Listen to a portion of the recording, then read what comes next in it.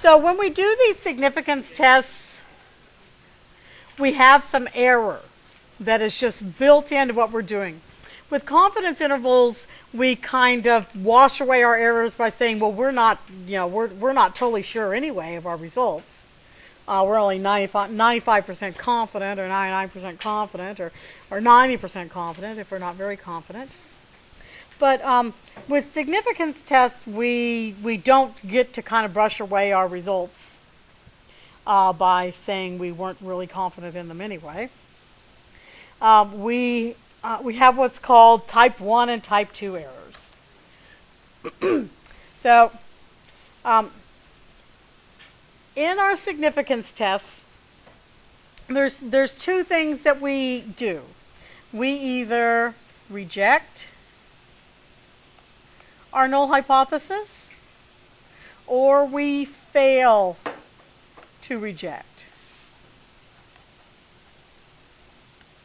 our null hypothesis. I'm going to put under this fail to reject, because it's kind of almost a double negative, I'm going to put quotation marks and call this accept our null hypothesis. Yes, a gasp goes up in the crowd.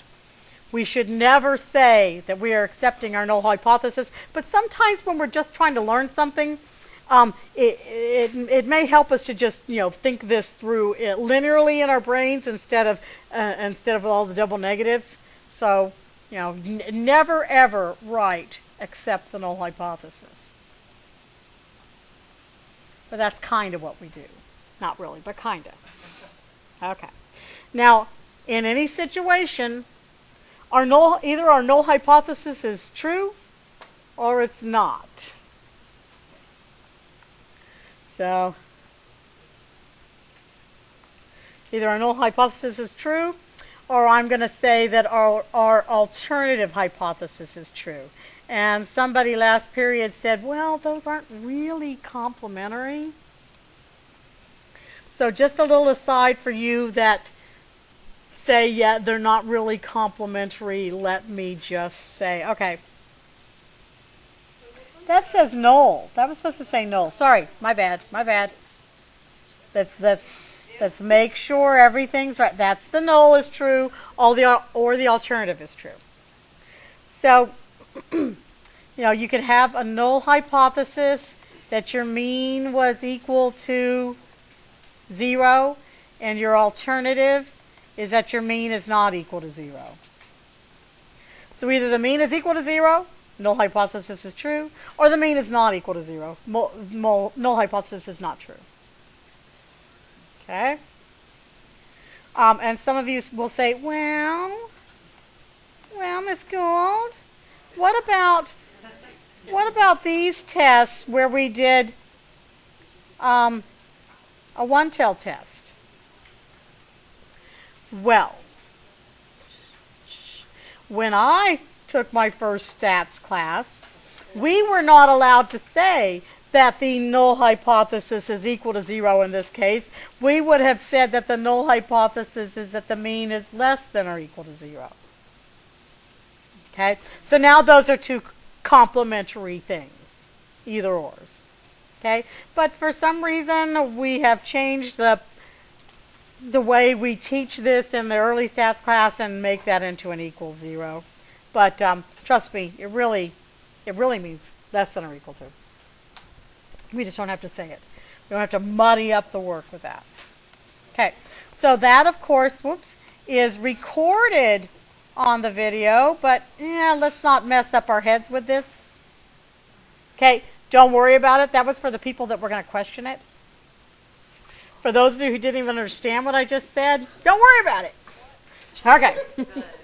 All right. Yeah, all right? All right.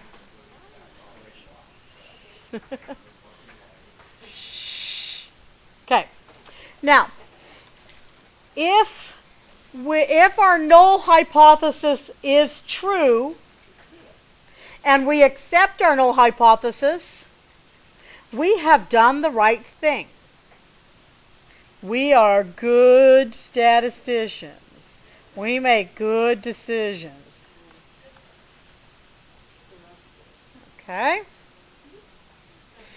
So if the null hypothesis is true and we fail to reject, i.e. accept, that's correct. We've made a correct decision here. If the alternative hypothesis is true and we rejected the null hypothesis, that's a good decision too. The other two are errors. Okay? The null hypothesis was true. The mean really was 0, but in our conclusion we said we can conclude that the mean isn't 0.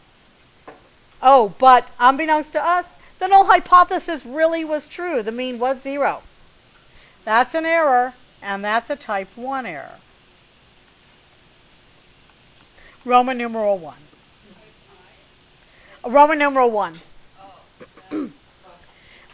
If the alternative hypothesis was true, and we accepted the null instead of the alternative, well, that's an error too, and that's a type 2. Yes.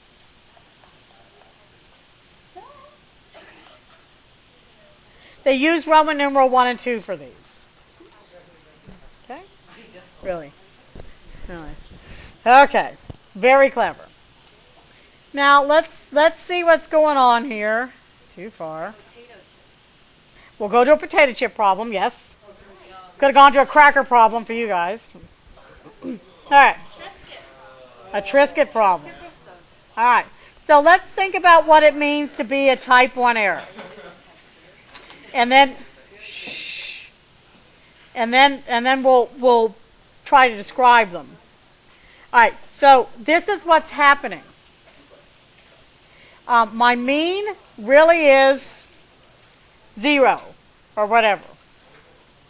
But I got a sample way out here in the tail. When I get a sample really far from the hypothesized mean, I think that the hypothesized mean is not true.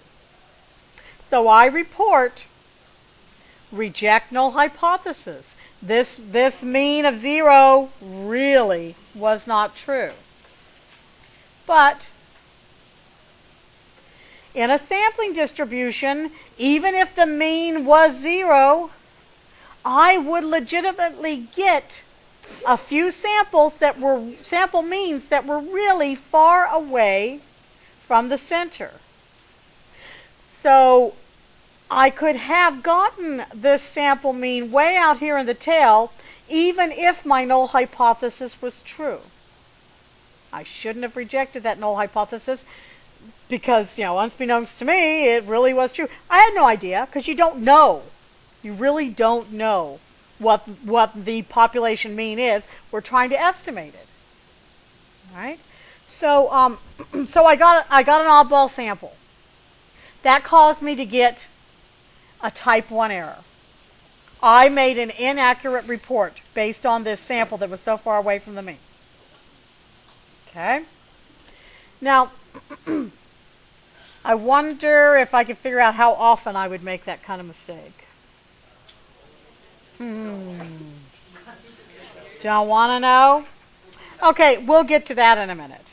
The type 2 is a little harder to understand. Yeah, you didn't get the type 1, and the type 2 is even harder to understand. Well, we're going to work through it. Okay, so, okay, the type 2 error says that, I hypothesized this mean to be 0. I, in my conclusion, said, boy, I don't have any reason to believe that this mean is not 0. When, in fact, the mean of this distribution was way over here somewhere. Yeah, 2. Okay. Okay. So I failed to reject my null hypothesis, but really this mean of 0 distribution was untrue. The mean of this distribution was 2. I have made the type 2 error. Okay. Yes, the status